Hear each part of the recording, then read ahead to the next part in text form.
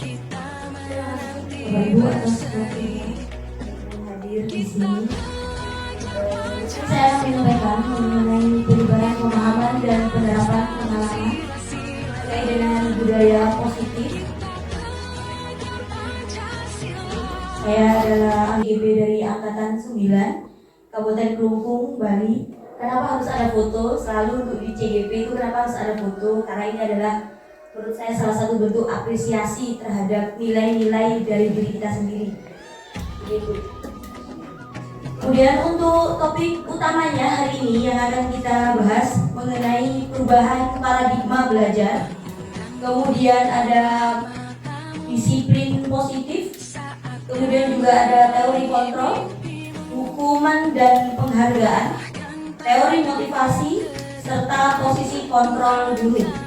Kemudian ada kebutuhan dasar manusia, dan ada keyakinan kelas, serta ada segitiga restitusi.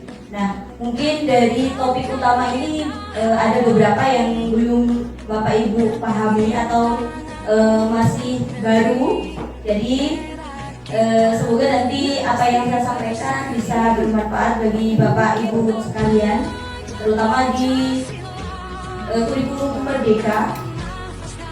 Jadi di sini ada namanya perubahan paradigma belajar. Nah, perubahan paradigma belajar kita sudah 2 tahun berada di kurikulum Merdeka. Perubahan paradigma belajar ini atau pembelajaran paradigma baru adalah suatu pendekatan pengajaran di mana guru berupaya untuk menyesuaikan metode, materi, dan strategi pembelajaran sesuai dengan kebutuhan, minat, dan kemampuan siswa di kelas. Atau ini yang disebut dengan pembelajaran diferensiasi. Jadi biasanya Bapak Ibu kalau di kelas bagaimana proses pembelajarannya? Bisa diutarakan mungkin pendapatnya? Bagaimana biasanya kalau di kelas? Menggunakan satu model pembelajaran atau satu metode, satu media, atau dibagi kelompok dengan berbagai macam media mungkin? Atau bagaimana? Bapak Ibu bisa mungkin? Ya, Ibu Nyoman. Saya menggunakan metode diskusi. Diskusi. Yang menggunakan banyak media. Oh, ini. Dengan pembelajaran menggunakan diskusi, terima kasih atas pendapatnya Bu Nyoman. Jadi pembelajaran diskusi atau berkelompok, berarti itu juga pembelajaran yang berpihak pada siswa. Jadi yang awalnya kenapa disebut dengan perubahan paradigma, perubahan pendekatan pola belajar. Yang awalnya dulu kita itu selalu dengan teacher center, semuanya kita yang guru sebagai pusat atau sumber utama pembelajaran. Tetapi kita sekarang diubah melalui perubahan paradigma belajar. Benar sekali yang tadi diutarakan oleh Bu Nyoman, juga bahwasannya proses pembelajarannya beliau sudah menyampaikan menggunakan dengan berkelompok, kemudian menggunakan media-media yang berbeda. Media yang berbeda itu gunanya untuk apa? Gunanya adalah disesuaikan dengan kebutuhan siswa. Kita tahu bahwasannya kemampuan siswa itu berbeda-beda. Bawaan dari rumah, dari gen, dari keluarga itu pasti berbeda. Sehingga kenapa kok di sini guru itu harus memenuhi kebutuhannya? Karena itu tadi. Karena apa? Karena apa yang dimiliki oleh siswa itu berbeda dan unik gitu. Jadi kita tidak bisa memberikan hal yang sama kepada seseorang yang berbeda kebutuhannya. Nah, dengan kebutuhan yang berbeda itu, karena tugas utama guru menurut Bapak Ki Hajar Dewantara adalah menuntun, jadi kita memberikan apa yang dibutuhkan oleh siswa, bukan siswa mengikuti apa kemauan dari guru. Itu yang dimaksud dengan perubahan paradigma belajar. Jadi kita sebagai guru harus mulai mengalami sedikit perubahan dengan mengarah ke arah yang lebih baik. Dimana dulu kita mengajar berdiri sebagai sumber utama, serba tahu dan sebagainya, itu kita sudah bergeser polanya karena kita sudah digantikan dengan gadget dan sebagainya, informasi yang bisa mereka akses dengan mudah. Kemudian hari ini mengacu pada Merdeka Belajar. Nah, Merdeka Belajar ini adalah hal yang baru atau sudah kita lakukan 2 tahun ini, Merdeka Belajar untuk menemukan menumbuhkan karakter profil pelajar Pancasila. Kalau di sini apa saja karakter profil pelajar Pancasila yang mau ditumbuhkan? Ya, yang pertama pasti Bapak Ibu sudah sering mendengarnya, mungkin sudah banyak yang aplikasikan juga di kelas ya. Yang pertama adalah beriman, bertakwa kepada Tuhan Yang Maha Esa, dan berakhlak mulia.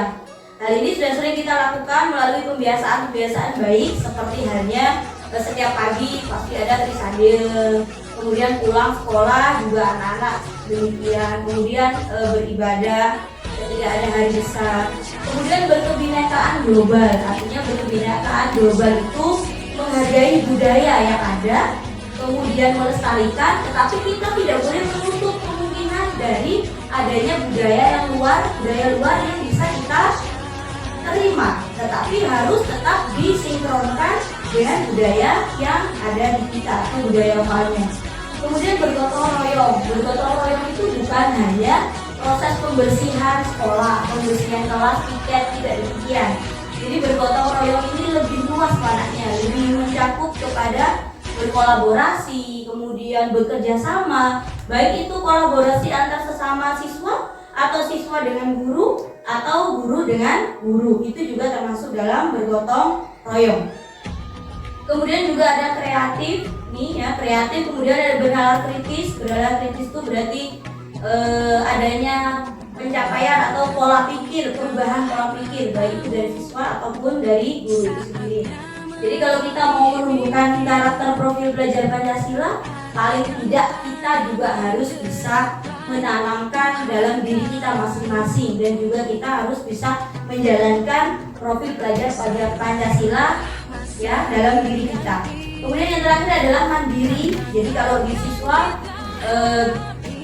menumbuhkan karakter ini, misalnya siswa mengerjakan tugas sendiri, ketika tidak mengerti dia bertanya ya, tidak menggantungkan dari temannya dalam satu kelompok. Nah, itu adalah salah satu dari mandiri. Jadi mengapa ini harus kita tumbuhkan di dalam sekolah? Karena siswa itu adalah makhluk sosial. Dia tidak hanya hidup di sekolah ataupun di rumah, tetapi siswa itu juga nanti akan berada di dalam masyarakat.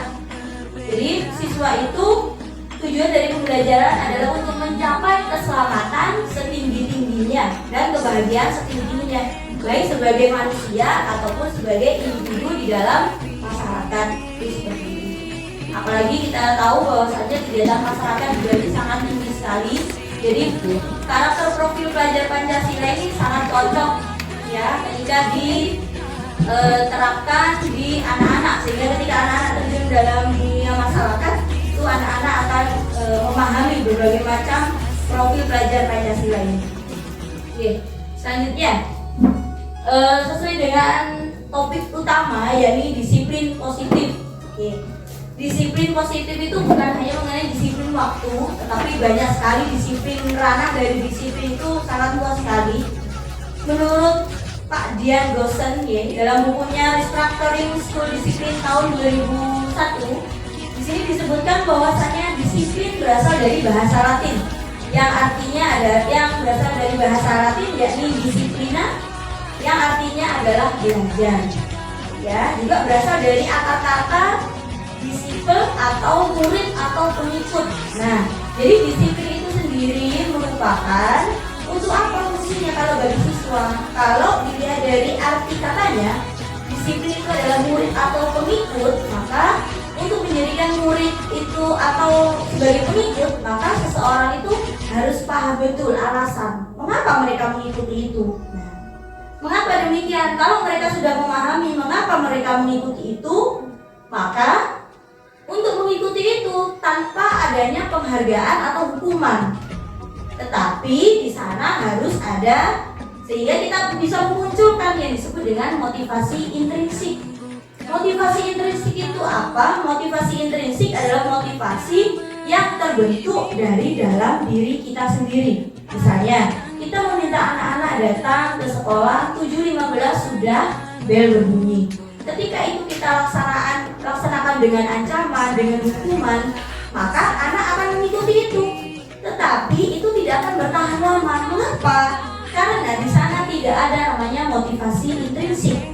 Motivasi intrinsik adalah motivasi yang berasal dari dalam diri kita masing-masing, sehingga yang bisa mengubah diri kita adalah diri kita sendiri, bukan karena sistem atau bukan karena hukuman ataupun bukan karena adanya penghargaan.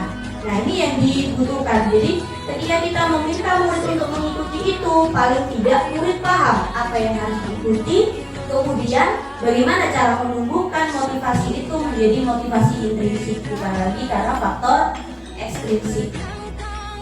Kemudian kalau dari gurunya bagaimana? Sebagai pendidik harus menciptakan murid yang disiplin positif dan berperilaku sesuai dengan nilai-nilai kebajikan universal untuk menuju kemuliaan dan memiliki motivasi intrinsik. Jadi seperti tadi, kalau kita meminta murid untuk melakukan hal yang sama, maka alangkah lebih baiknya kalau diri kita mengawalinya terlebih dahulu. Jadi pukul sebelum 7.15 paling tidak gurunya harus sudah ada terlebih dahulu sebagai role model atau model yang nyata yang akan dicontoh oleh anak sebagai pengikut itu sendiri.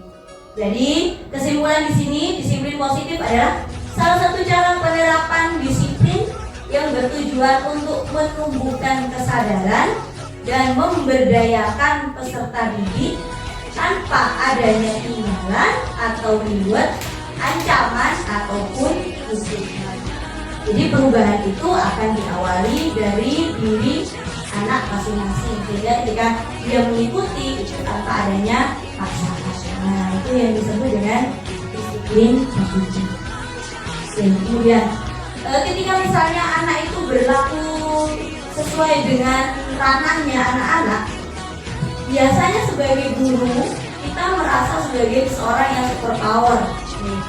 Di sini disebut sebagai teori kontrol. Seolah-olah kita bisa mengontrol anak didik kita. Seolah-olah ketika anak didik itu berada di sekolah itu adalah milik kita, hak kita. Seperti itu. Tetapi itu hanya sebuah ilusi, sesuatu yang tidak nyata. Nah, teori kontrol, berdasarkan teori kontrol itu ada 3. Ilusi kontrol guru terhadap murid.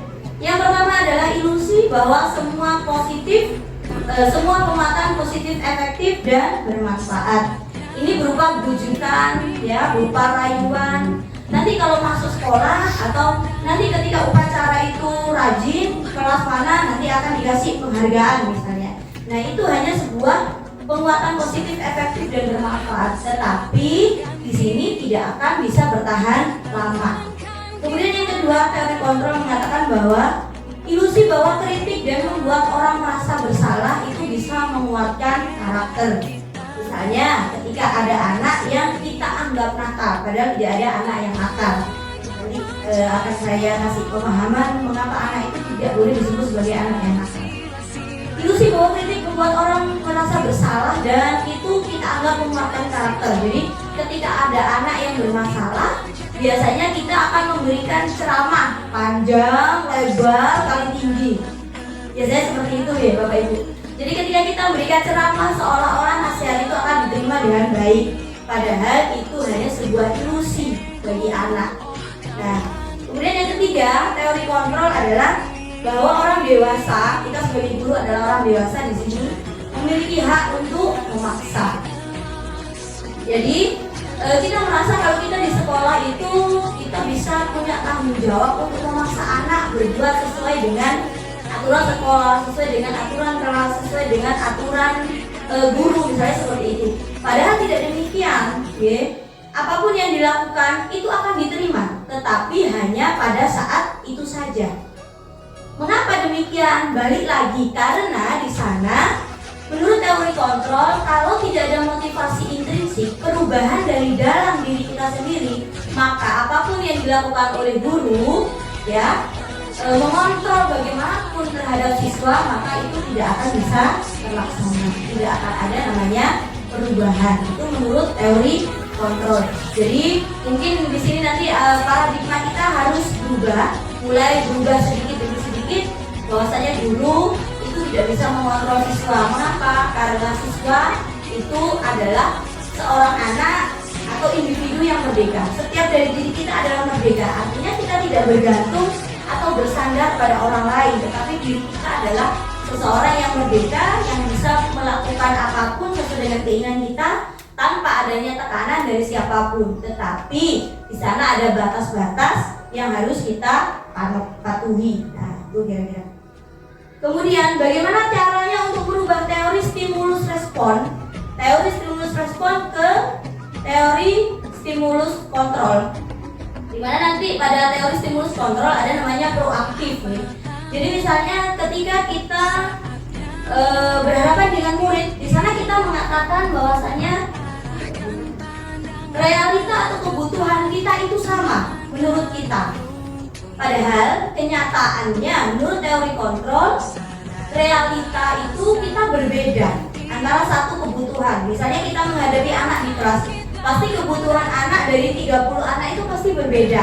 Nah, tetapi dari pandangan dunia menurut teori dari stimulus respon, kebutuhan itu sama. Sehingga ketika kita mengajar, kita memberikan hal yang sama, satu topik, satu media belajar yang sama. Nah, padahal apa? Padahal kebutuhan anak itu berbeda. Kemudian yang kedua adalah semua orang melihat hal yang sama. Padahal pemikiran setiap orang terhadap sesuatu itu pasti berbeda. Kemudian yang ketiga, kita mencoba mengubah orang agar berpandangan sama dengan kita. Itu tidak bisa, oke?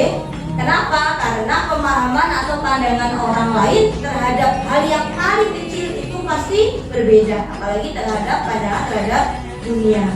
Jadi kemudian stimulus respon mengatakan juga perilaku buruk dilihat sebagai suatu kesalahan. Misalnya anak telat, itu merupakan suatu kesalahan.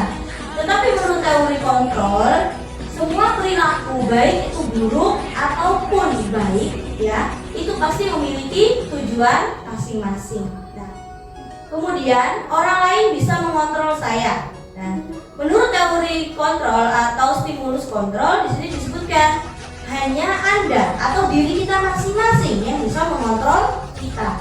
Jadi kita yang bisa mengontrol diri kita, apa yang kita pikirkan terhadap orang lain dan sebagainya. Kira-kira seperti itu. Kemudian nilai-nilai kebajikan universal, nilai-nilai kebaikan apa yang bisa kita tanamkan pada anak ketika berada di dalam lingkup sekolah. Seperti hanya pada Merdeka Belajar, jadi profil pelajar Pancasila tadi yakni beriman, bertakwa kepada Tuhan Yang Maha Esa dan beramal mulia, berkebinekaan global, gotong royong, mandiri dan bernalar. Ini hal yang seringkali sudah kita dengar dan sudah kita pahamkan dan kita laksanakan. Menurut ini IDEO Primary Years Program, ya, ada banyak sekali kebajikan universal, antara lain seperti halnya toleransi, rasa hormat terhadap sesama, integritas, kemudian mandiri, bagaimana menghargai orang lain, antusias, adanya empati. Empati ini hal yang lebih tinggi daripada kita simpati. Kemudian ada keingintahuan, kreativitas, kerjasama, percaya diri, dan komitmen. Serta ada 9 pilar karakter Indonesia ini yang mengeluarkan mengenai nilai-nilai kebajikan universal. Artinya nilai-nilai kebajikan universal adalah nilai-nilai kebaikan yang disepakati bersama oleh masyarakat banyak. Jadi ini yang akan menuju kemuliaan kita dalam berperilaku di dalam masyarakat dan berperilaku bagaimana cara kita menghargai diri kita sendiri.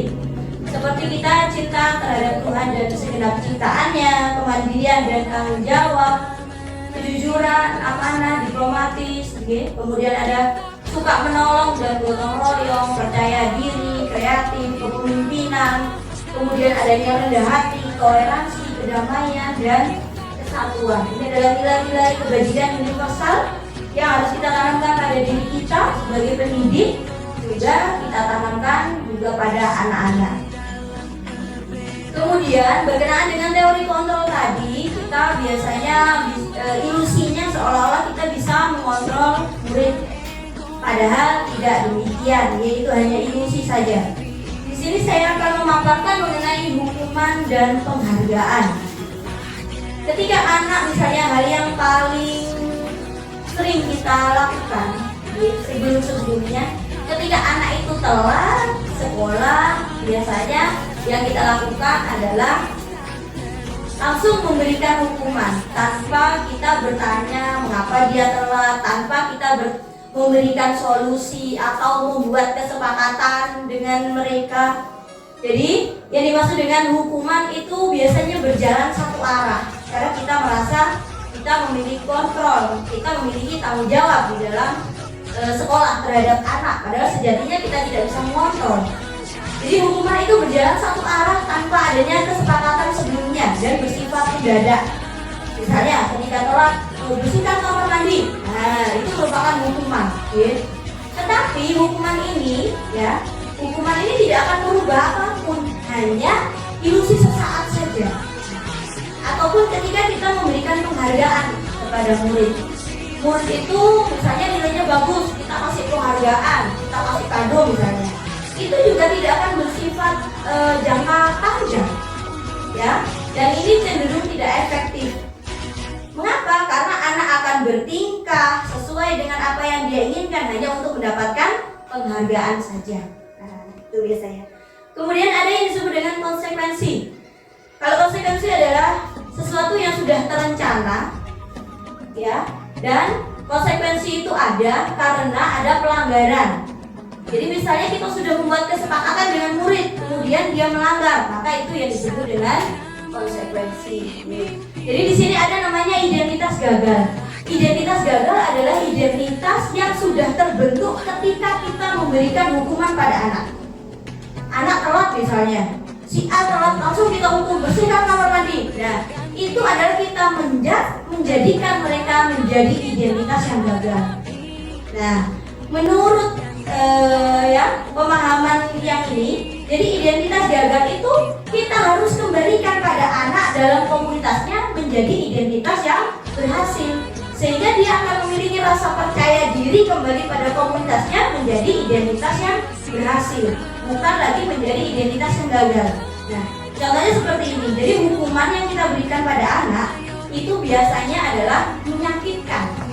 Mau tidak mau dia harus membersihkan kamar mandi. Kenapa? Karena itu adalah hal yang kita paksakan pada anak. Bersihkan kamar mandi. Dia tidak punya pilihan untuk menolak, apalagi untuk bernegosiasi. Seperti itu. Kemudian hukuman itu tidak nyaman untuk murid dalam jangka waktu yang panjang. Kita tahu sesuatu yang menyakitkan itu akan memberikan trauma pada anak. Ketika memberikan trauma, maka itu akan beralih pada memori jangka panjang. Memori jangka panjang adalah memori yang akan terus berada pada anak dan dia akan memberikan dampak yang lebih panjang pada kehidupan dia selanjutnya. Dan ini korban mendapat keadilan dengan apa? Adil menurut kita. Telat, silakan bersihkan kamar mandi, kan seperti itu. Itu adil bagi kita. Padahal itu tidak adil sebetulnya bagi anak. Tetapi untuk konsekuensi sesuatu yang ada karena adanya kesepakatan sebelumnya, ya, ini sesuatu harus terjadi. Memang dia tidak nyaman di dalam jangka pendek. Tetapi ketika anak sudah mengetahui ini adalah konsekuensi karena saya melanggar, maka pola pikir itu akan berubah menjadi motivasi intrinsik sehingga dia tidak akan telat lagi. Kemudian korban bisa diabaikan.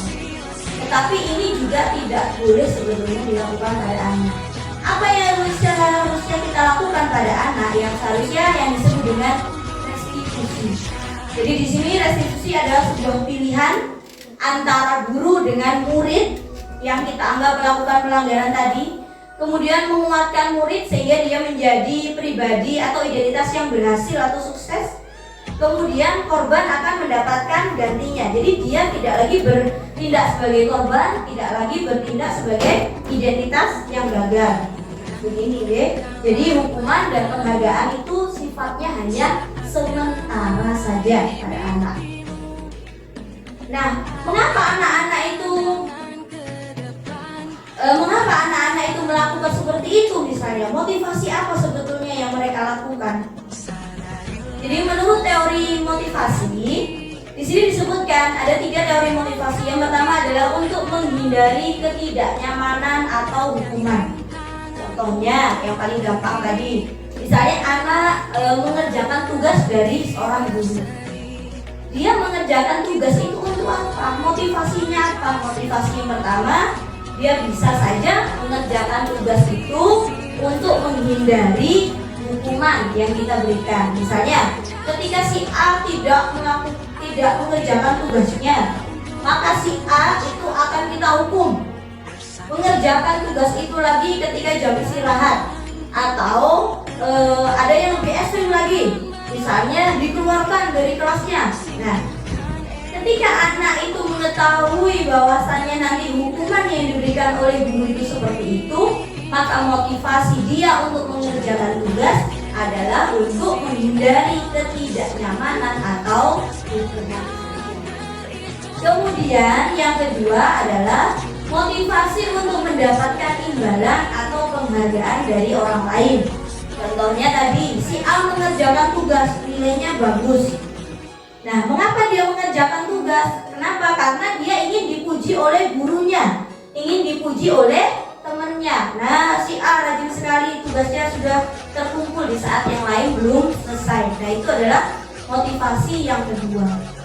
Kemudian motivasi yang ketiga adalah untuk menjadi orang yang mereka inginkan dan menghargai diri sendiri dengan nilai-nilai yang mereka percaya.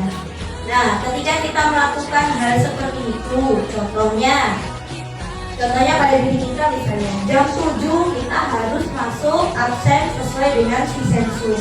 Kira-kira motivasi apa yang Bapak Ibu pakai dari 3 motivasi ini kira-kira? Apa kira-kira? Apakah kita menghindari hukuman karena nanti sering nilai disiplinnya rendah, kemudian nanti ditegur oleh bapak kepala sekolah mungkin?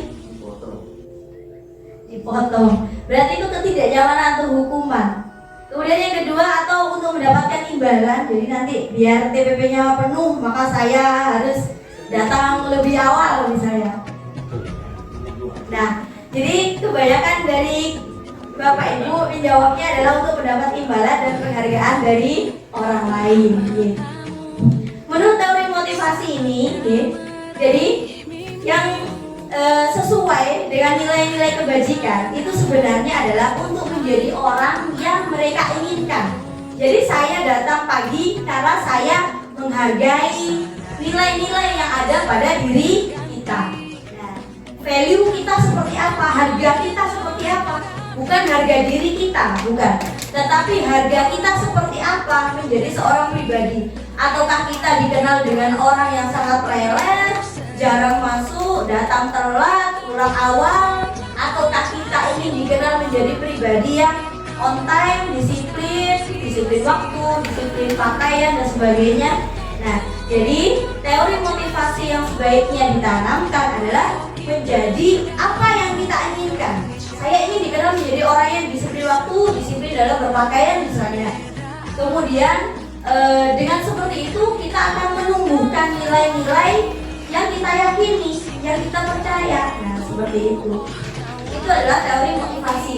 Jadi ini juga teori-teori ini juga yang diperankan oleh anak ketika menghadapi kita di sekolah. Mengerjakan tugas, mereka piket. Mengapa piket? Karena takut dihukum. Padahal sejatinya misalnya, ketika mereka itu memahami mengapa mereka piket, nilai yang mereka pahami adalah saya ingin kelas itu menjadi kelas yang bersih dan menyenangkan. Berarti apa? Yang mereka percaya adalah ketika kelas itu bersih, menyenangkan, maka saya akan bisa menerima pelajaran dengan baik. Nah, itu adalah teori motivasi yang sebaiknya mereka miliki. Nah, bukan lagi karena ketidaknyamanan atau karena adanya imbalan ataupun karena penghargaan. Jadi mari kita merubah bareng-bareng sedikit demi sedikit dengan saya, ya. Jadi masing-masing dari kita mari introspeksi apa yang sering dari motivasi kita lakukan ketika kita mau melakukan sesuatu hal. Nah, kira-kira seperti itu. Kemudian ini posisi kontrol guru ini juga terkait dari motivasi apa yang tadi dilakukan oleh anak. Posisi kontrol guru ini ada 5. Yang pertama adalah kita bertindak sebagai penghukum. Bahwasanya tadi hukuman adalah bersifat satu arah dan mendadak, dan itu biasanya menyakiti anak. Jadi posisi kontrol kita ada di sekolah yang dulunya mungkin sebagai penghukum, atau yang lainnya nanti mari kita sedikit demi sedikit kita ubah. Biasanya posisi kita sebagai penghukum itu menggunakan hukuman fisik atau hukuman verbal, mencaci maki dan sebagainya. Misalnya seperti ini, ketika dia salah, kamu ini selalu saja salah, kamu ini datang selalu telat. Nah, ketika kita sudah mengatakan selalu kamu dan sebagainya, apalagi dengan menunjuk-nunjuk, nah itu adalah hal yang sangat menyakitkan bagi anak pada memori jangka panjang. Kemudian posisi kontrol selanjutnya adalah membuat rasa bersalah. Biasanya ini kita menggunakan kalimat yang lebih lembut terhadap anak. Oke? Posisi ini lebih lembut, membuat orang merasa bersalah. Anak itu seolah-olah dia bersalah. Contohnya seperti ini, ibu sangat kecewa dengan kamu. Atau kita mengatakan, berapa kali bapak harus memberitahu kamu? Contohnya, misalnya di kelas 9B, WAG misalnya. Berapa kali WAG bapak memberitahu kamu? Nah seperti itu. Apa yang kamu lakukan itu salah. Nah, kalau kita menggunakan kalimat yang lebih lembut, itu posisi kontrol kita adalah sebagai pembuat rasa bersalah. Meskipun terkadang korban itu juga tidak merasa bersalah. Nah itu. Oke. Kemudian yang ketiga adalah posisi kontrol kita sebagai teman. Jadi seolah-olah kita itu berteman dengan siswa. Nih, guru pada posisi ini tidak akan menyakiti murid, namun akan tetap berupaya mengontrol melalui tahapan-tahapan pendekatan atau persuasi. Contohnya, ayo bantulah demi bapak ini. Nah, ayo bersih-bersih demi bapak ini, kan bapak yang kontrol kalian. Nanti biar bapak tidak dimarahi bapak kepala sekolah. Nah, itu adalah teori kontrol kita sebagai teman dengan siswa. Nah, apakah ini baik? Misalnya, ini cenderung tidak akan baik. Kenapa? Karena ketika siswa itu nanti memberontak kepada kita tidak mengikuti mereka, maka mereka mengatakan, oh ternyata guru itu bukan teman saya. Ah, bapak gak seru, kan seperti itu siswa kita. Kalau kita tidak mengikutinya, ah bapak ini gak ngikutin kita, ah bapak ini gak seru. Nah itu ada posisi, itu ada hal yang tidak efektif ketika kita memposisikan diri sebagai teman dengan siswa. Tuh. Kemudian yang keempat adalah posisi pemantau. Jadi kontrol kita itu ada 5. Yang keempat adalah pemantau. Ini adalah memonitoring, berarti kita mengawasi. Jadi pada saat kita mengawasi, kita bertanggung jawab terhadap perilaku anak-anak. Nah, nih. Kemudian posisi pemantau pada peraturannya dan sudah ada konsekuensinya. Contohnya, kamu ini peraturannya kan kamu tahu, maksudnya jam berapa. Nah itu kalimat yang seringkali kita gunakan pada anak. Kalau seperti ini, kalau sudah telat begini, konsekuensinya apa? Nah itu seringkali yang kita lakukan pada anak. Padahal posisi kontrol yang paling baik sebagai guru terhadap murid itu adalah posisi manajer. Jadi manajer itu bukan hanya di perusahaan, tetapi manajer itu bagaimana kita mengontrol diri kita terhadap siswa kita di lingkungan sekolah. Jadi posisi manajer adalah posisi mentor, di mana guru berbuat sesuatu bersama dengan murid, bukan hanya satu arah dari kita saja. Mempersilahkan murid mempertanggungjawabkan perilakunya, mendukung murid agar dapat menemukan solusi atas permasalahannya sendiri. Mengapa demikian? Karena anak adalah pribadi individu yang merdeka, tidak bisa dikontrol oleh siapapun. Sama dengan kita adalah orang dewasa, tidak bisa dikontrol oleh siapapun. Biasanya kalimat dari posisi kontrol sebagai manajer itu seperti ini. Jika kamu memperbaiki ini, hal ini menunjukkan apa tentang dirimu? Atau begini, apa rencana kamu untuk memperbaiki hal ini? Kamu yakin bisa mengubahnya? Solusi apa yang kamu tawarkan? Nah, itu adalah posisi manajer.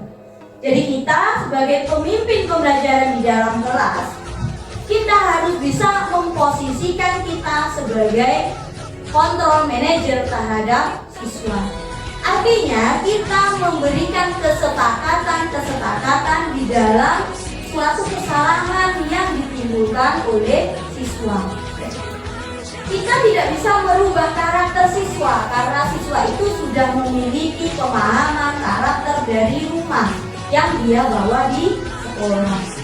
Jadi siswa itu bukan lagi seperti kertas putih yang bisa kita coret-coret memberi warna apapun sehingga hidup siswa itu akan berwarna. Tidak. Siswa itu sudah memberikan dirinya warna terhadap perilaku dia dengan atau lingkungan dia dengan sosialnya, cara mereka berperilaku dengan saudaranya, cara mereka berinteraksi dengan bapak ibunya, itu adalah warna yang dibawa anak dari rumah. Dan itu tidak bisa diubah oleh guru di sekolah. Apa yang bisa kita lakukan? Yang dilakukan oleh guru adalah menuntun anak sesuai dengan lakunya, menebalkan kebiasaan-kebiasaan baik dan meluruskan hal-hal yang dirasa tidak sesuai dengan nilai-nilai kebajikan.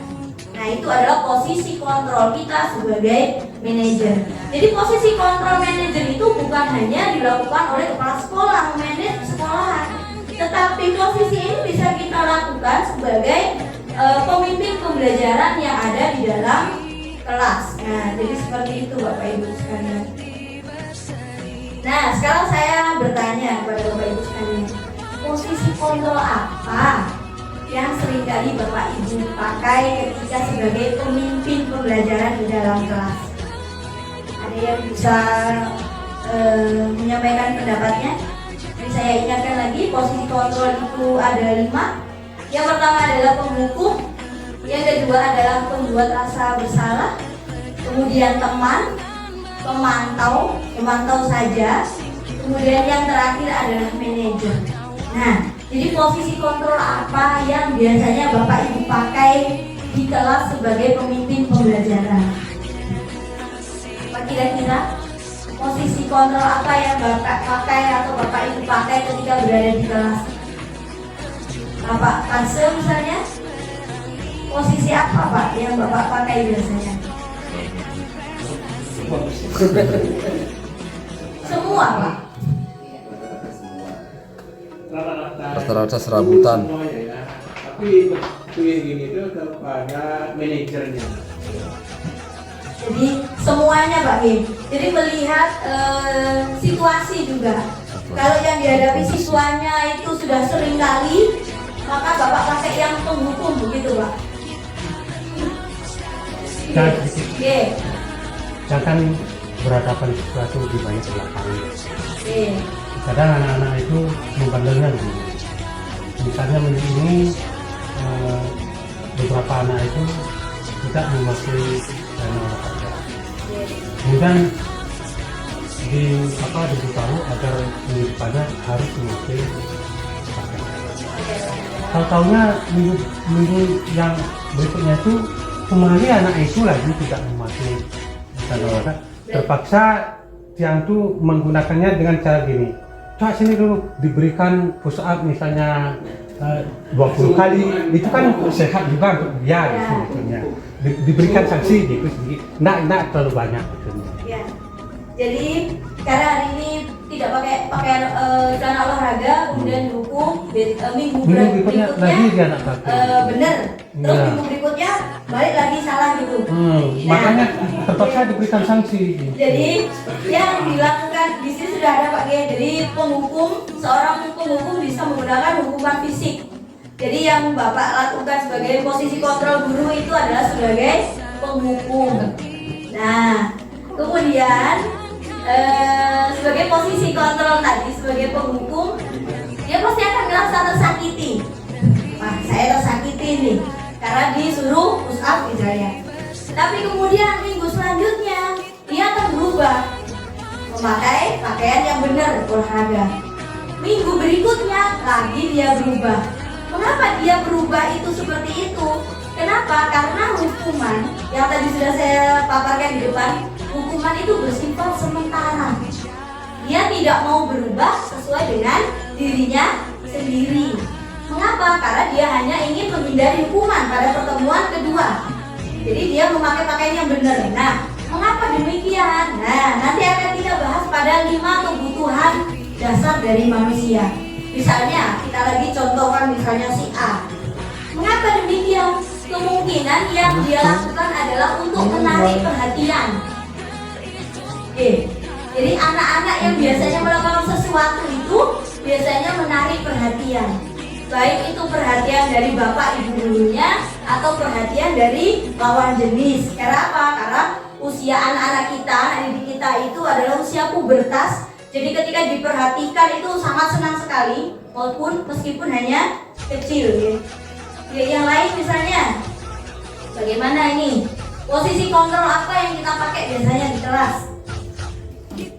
Selain dari penghukum, kemudian manajer, dari 2 paparan bapak tadi, yang lain apa kira-kira yang biasa dipakai posisi kontrolnya? Pak lihat aja, pakai apa Pak? Pakai teman? Kalau kagak pakai teman, ayolah kerjakan BTS-nya. Nanti kalau tidak, ya dimarahin sama panitianya. Begitu. Berarti ini juga bisa bertindak sebagai teman. Nanti anak-anak begini. Oh berarti bapak ini kalau saya nggak kerjakan, biarin dah bapak dimarahin sama panitianya. Nanti bisa seperti itu Pak. Ketika bapak memposisikan diri sebagai temannya siswa. Nah jadi seperti itu ya. Jadi nanti lambat laun, mari kita ubah dari posisi kontrolnya kita menjadi posisi manajer. Karena posisi manajer itu nanti kita akan menemukan banyak solusi, kemudian mengembalikan anak pada posisi yang sukses, diiringi dengan motivasi intrinsik untuk tidak mengulangi hal-hal yang di luar dari nilai-nilai kebajikan tadi yang dilakukan. Nah, berhubungan dengan apa yang biasanya dilakukan oleh anak di lapangan, itu ada hal yang tidak terpenuhi dari mereka. Mengapa mereka sampai meloncat-loncat, pakai baju dikeluarkan, sering tidak sekolah, kemudian sekolah terlambat, bahkan mereka senang ketika membersihkan kamar mandi misalnya. Ada kebutuhan dasar dari manusia, baik dari anak maupun dari kita, itu ada 5. Yang pertama adalah survival, kemudian ada belonging, ada power, ada freedom, serta ada fun. Jadi kebutuhan dasar manusia itu ada 5. Yang pertama adalah survival, artinya adalah bertahan hidup. Kita sebagai manusia, pasti kebutuhan primer kita adalah makan. Kita perlu makan. Kemudian yang bersifat fisiologis, kita perlu sehat untuk melakukan berbagai macam aktivitas. Kita perlu sehat untuk menemani keluarga kita, misalnya. Kita perlu rumah. Nah ini adalah kebutuhan bertahan hidup, kebutuhan dasar, paling dasar dari manusia. Yang kedua adalah cinta dan kasih sayang atau belonging. Jadi ini adalah kebutuhan untuk disayangi dan diterima. Jadi ini yang sering kali diminta anak-anak ketika ada di sekolah. Jadi anak-anak itu kurang merasa kasih sayang. Makanya mereka berbuat semaunya mereka. Untuk apa? Untuk mendapatkan sedikit kasih sayang dari bapak ibu gurunya. Jadi kalau kita menganggap sesuatu itu yang nakal, misalnya si A nakal, itu sebetulnya adalah tidak nakal bagi mereka. Itu adalah bagaimana cara mereka menarik kita agar mereka diberi perhatian. Kenapa? Karena itu adalah kebutuhan dasar dari bukan hal-hal yang kita anggap nakal, dan itu karena mereka memenuhi kebutuhan dasar. Ketika kebutuhan dasar ini tidak terpenuhi, maka anak akan berbuat seperti itu tadi. Ini contohnya adalah kasih dan cinta dan kasih sayang. Kemudian yang ketiga adalah kebebasan. Kebebasan adalah kebutuhan untuk bebas dalam hal kemandirian, otonomi, memiliki pilihan, dan mampu mengendalikan arah hidupnya.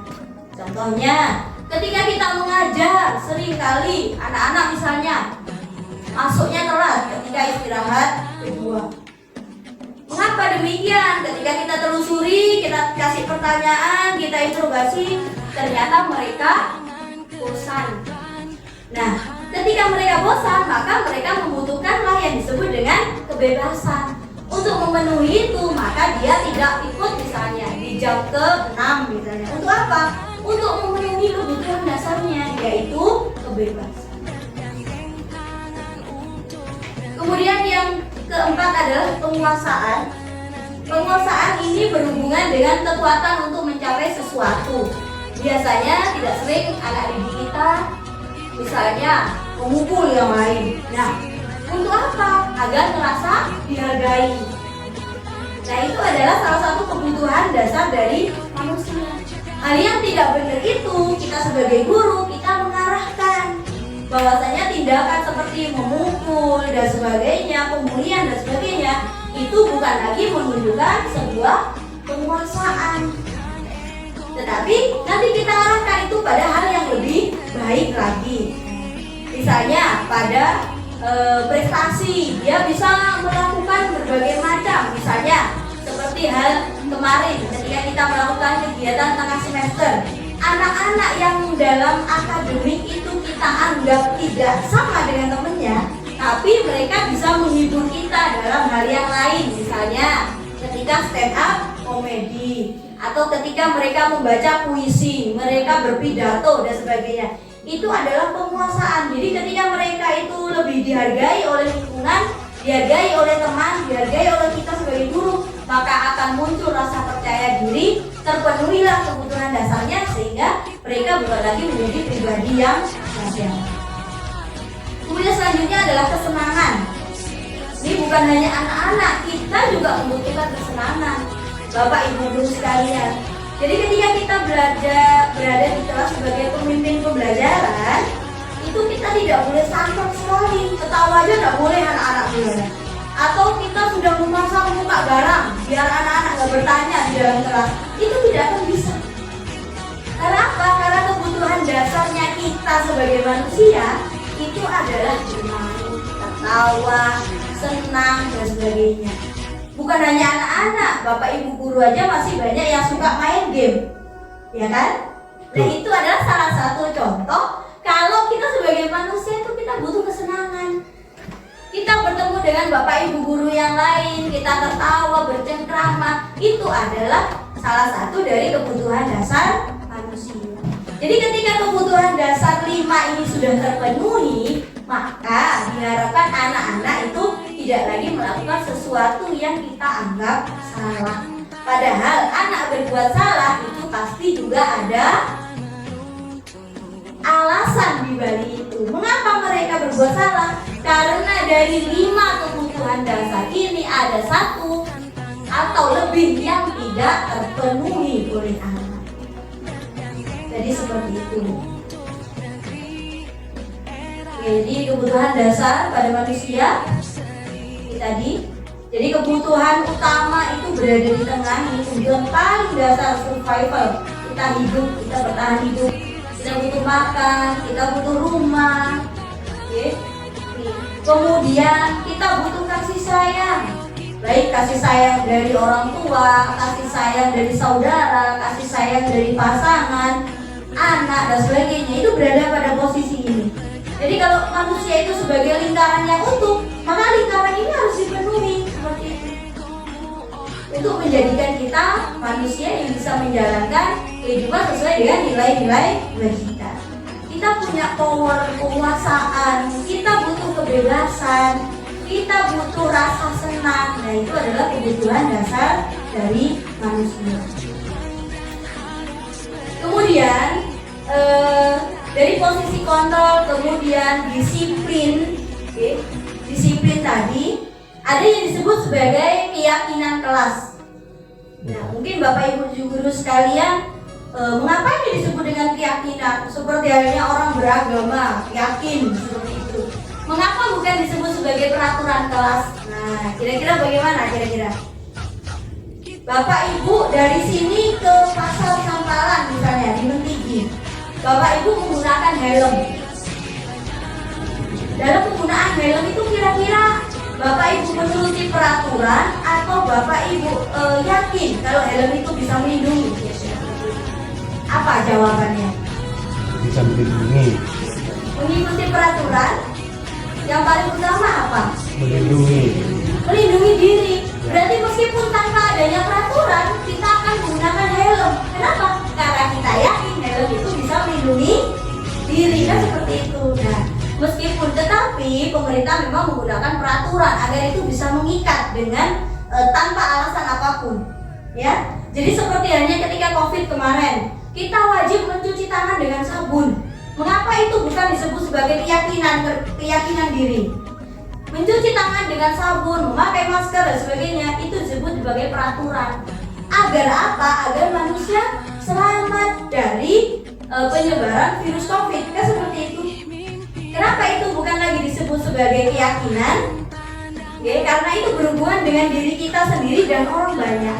Nah, tetapi pada keyakinan kelas, apa yang kita terapkan di kelas sebagai pemimpin pembelajaran itu disebut sebagai keyakinan kelas. Mengapa demikian? Karena itu tadi kita memakai helm karena pertama kita harus yakin. Oke? Karena suatu keyakinan akan lebih memotivasi seseorang dari dalam. Jadi lagi-lagi yang kita bahas adalah motivasi intrinsik, motivasi dari dalam. Dimana meskipun itu tanpa adanya peraturan, kalau itu kita yakini akan memberikan hal yang baik, menumbuhkan nilai-nilai positif pada diri kita dan pada lingkungan, maka itu akan kita jalankan. Itu yang disebut dengan keyakinan. Seperti hanya kepercayaan. Nah itu ya. Jadi motivasi intrinsik, seseorang akan lebih tergerak dan bersemangat untuk menjalankan keyakinannya daripada hanya sekedar mengikuti serangkaian peraturan. Seperti hanya helm tadi, apalagi di kota besar, orang memakai helm ketika mengetahui ada mobil polisi. Padahal apa? Padahal mobil polisi itu hanya parkir saja, tidak ada polisinya di dalam. Nah, kenapa? Karena kita hanya mengikuti peraturan tanpa kita ada motivasi intrinsik, memikirkan bahwasannya helm itu kita yakini bisa untuk melindungi diri kita dari kecelakaan, benturan dan sebagainya. Nah, itu yang disebut dengan keyakinan.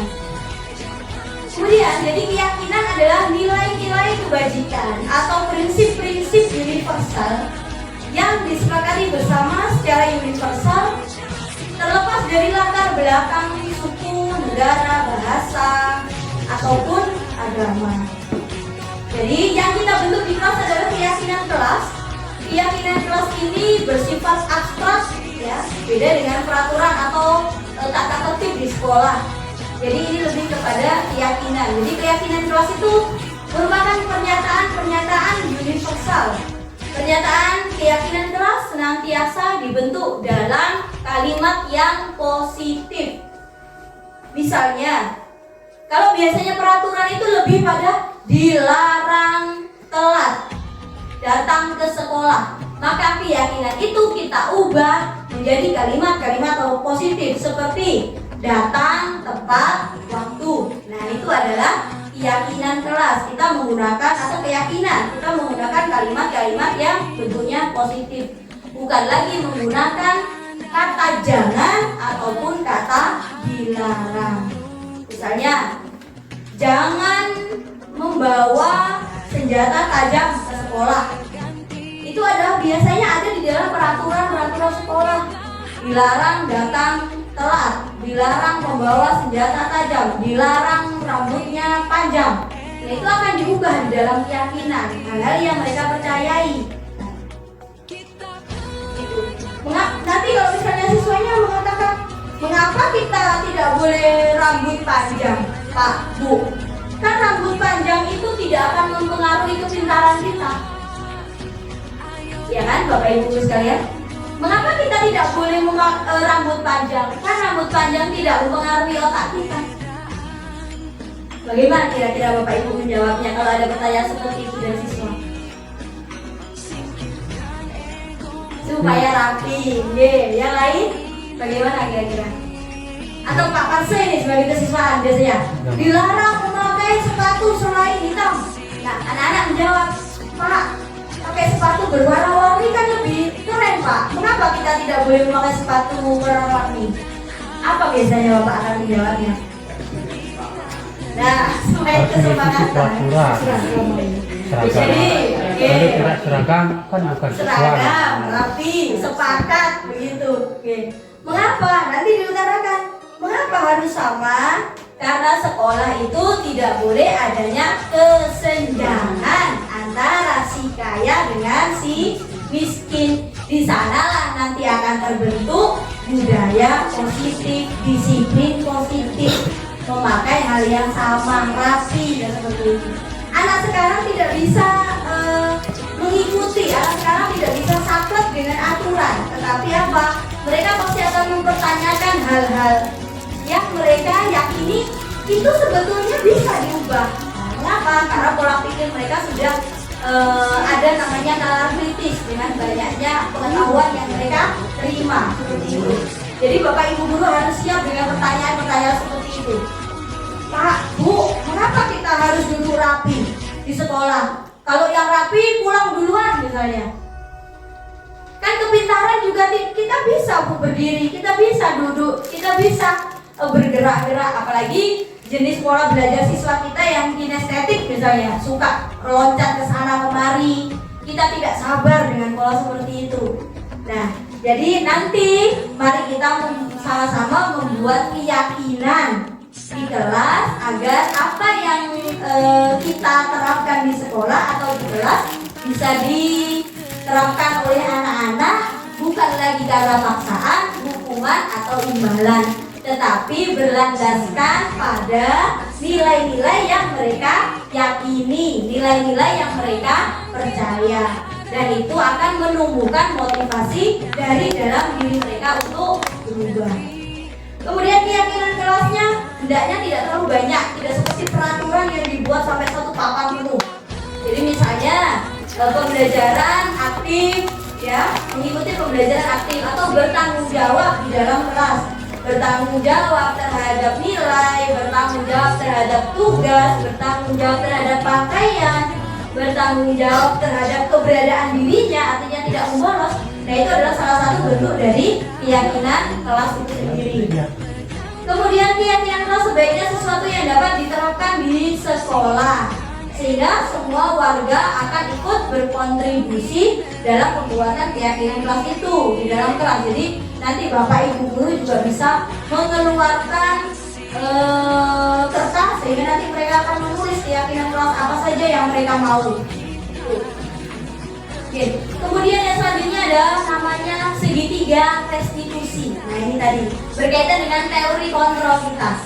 Teori kontrol kita sebagai teman, sebagai pemantau, si penghukum dan sebagainya, itu bisa kita selesaikan ketika ada suatu kasus, bisa kita selesaikan menggunakan segitiga restitusi. Yang disebut dengan restitusi itu adalah proses menciptakan kondisi bagi murid untuk memperbaiki kesalahan mereka. Jadi ketika mereka berbuat salah, kita bukan lagi mengembalikan mereka pada kondisi yang salah. Restitusi bukan lagi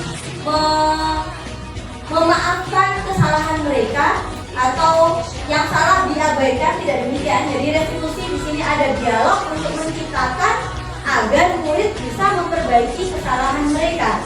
Sehingga ketika mereka kembali pada komunitas mereka atau di kelas mereka, mereka akan menjadi karakter yang lebih kuat, bukan lagi menjadi identitas yang gagal. Pada segitiga restitusi seperti ini, kenapa ini disebut segitiga? Karena harus berhubungan antara satu dengan yang lain.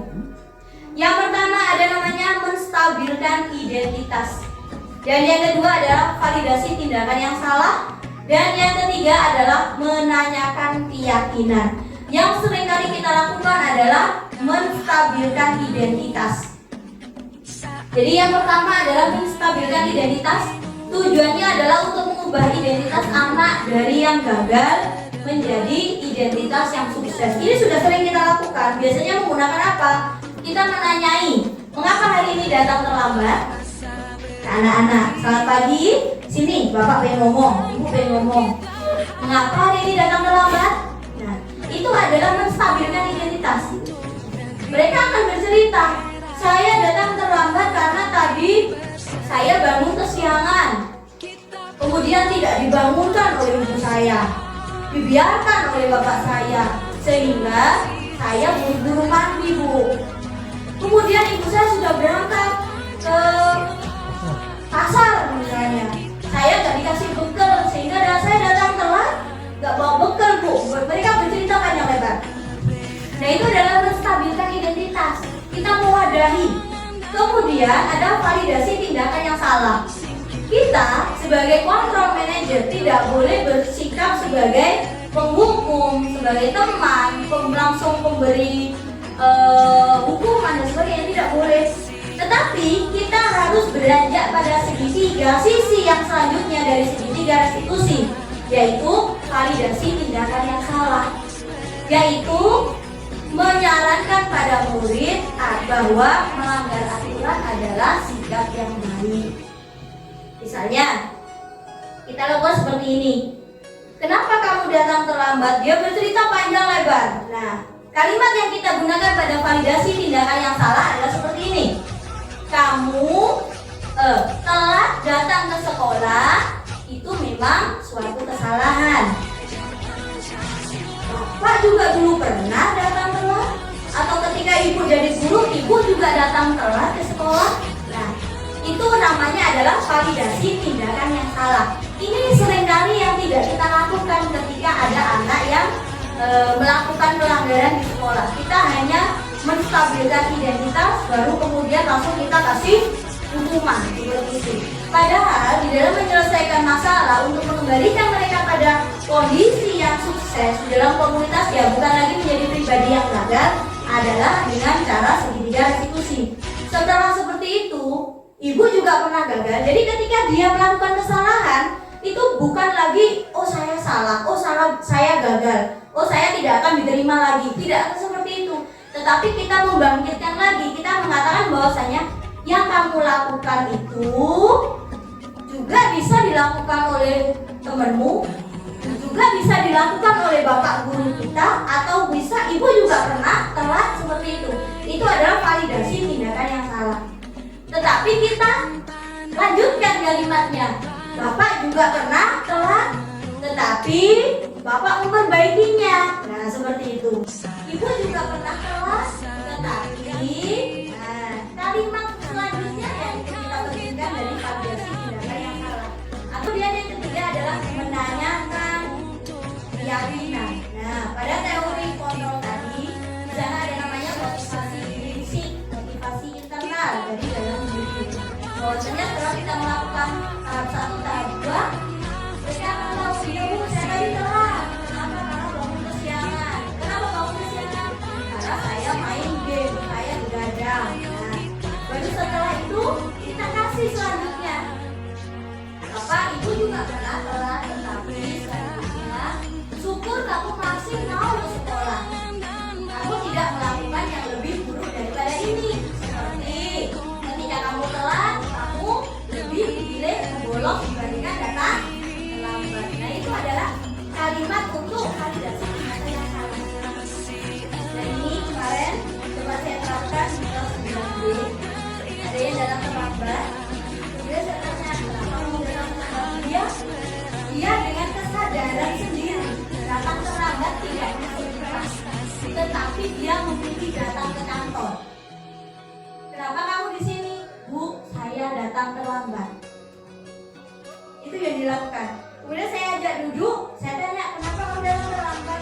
Saya kemarin begadang, Bu. Harinya saya tidur jam 9, saya tidur jam 11 malam. Terus kamu bangun jam berapa? Saya bangun jam 7. Nah, itu adalah penstabilan identitas. Pola seperti itu. Kemudian saya bilang, telat itu hal yang biasa. Tapi kamu merasa rugi apa enggak kalau telat? Saya rugi. Namanya lain seperti itu. Mau kamu lanjutkan terus seperti ini? Ya. Terus solusinya bagaimana? Saya akan dari awal. Nah, sehingga nanti saya akan datang ke papa. Saya tanya lagi. Jadi itu tadi adalah validasi tindakan yang salah. Yang ketiga adalah menanyakan kamu yakin besok bisa berangkat pagi. Yakin Bu? Yakin bisa tidur lebih awal? Yakin Bu? Nah, apa yang selanjutnya kita lihat dari mukanya dia? Mukanya dia ternyata bahagia. Mengapa? Karena yang awalnya dia datang sudah dalam motivasi dia, saya datang pasti saya dukung, saya datang pasti saya akan disuruh bersihkan kamar mandi. Tetapi apa yang saya lakukan itu menumbuhkan, mengembalikan posisi dia. Ya sudah, ibu percaya, ibu yakin kamu besok tidak akan telat untuk seterusnya. Jadi silakan diperbaiki pola tidurnya. Sekarang kamu kembali ke mungkin itu yang menjadikan sekolah adalah rumah kedua. Ketika rumah kedua bagi anak itu tidak lagi nyaman dan menyenangkan, maka mereka kan tidak lagi nyaman, tidak lagi mau bercerita dengan kita. Orang pendidik bisa memantaskan diri di sekolah sebagai sekolah itu adalah rumah kedua bagi mereka, dan kita adalah orang tua di sekolah, maka ya bisa kita lakukan. Jadi Bapak Ibu, mari kita berubah terhadap segala hal yang dilakukan oleh anak. Itu semuanya pasti ada alasannya. Sekarang kita tinggal untuk bagaimana memposisikan diri kita sebagai posisi manajer, kemudian menerapkan segala institusi ini sehingga tidak ada lagi anak-anak yang setelah dihukum itu sakit hati dan sebagainya. Bahkan mungkin di sini tidak terjadi karena kita berada di paradigma perubahan pola belajar baru, maka hal-hal yang bisa kita ubah, hal-hal yang kita rasa itu tidak baik, maka mari kita ubah sedikit demi sedikit demi memenuhi kebutuhan anak didik kita di sekolah, kita sebagai orang tua. Nah, kira-kira seperti itu Bapak Ibu Guru, ini yang disebut sebagai budaya positif, yaitu kebiasaan baik yang kita lakukan, kebiasaan baik yang kita lakukan berasaskan aset pada sekolah. Aset pada sekolah itu bukan lagi pada sarana, tapi lebih pada apa yang kita bisa tonjolkan dari sekolah itu sendiri, seperti halnya kebiasaan baiknya. Seperti halnya kita bergotong royong, kita ikut kecanduan setiap hari itu adalah kebiasaan baik yang seharusnya sekarang mulai kita lakukan lagi selepas corona adalah kita berada di halaman menyapa anak didik kita dengan senyum, sapa, salam. Itu yang sebaiknya kita lakukan setelah ini. Karena corona sudah tidak ada, maka mari kita kembalikan lagi posisi itu di mana anak-anak bisa bersalaman dengan kita. Nah, mungkin seperti itu. Jadi kebiasaan baik yang harus terus-menerus kita lakukan itu yang disebut dengan budaya positif.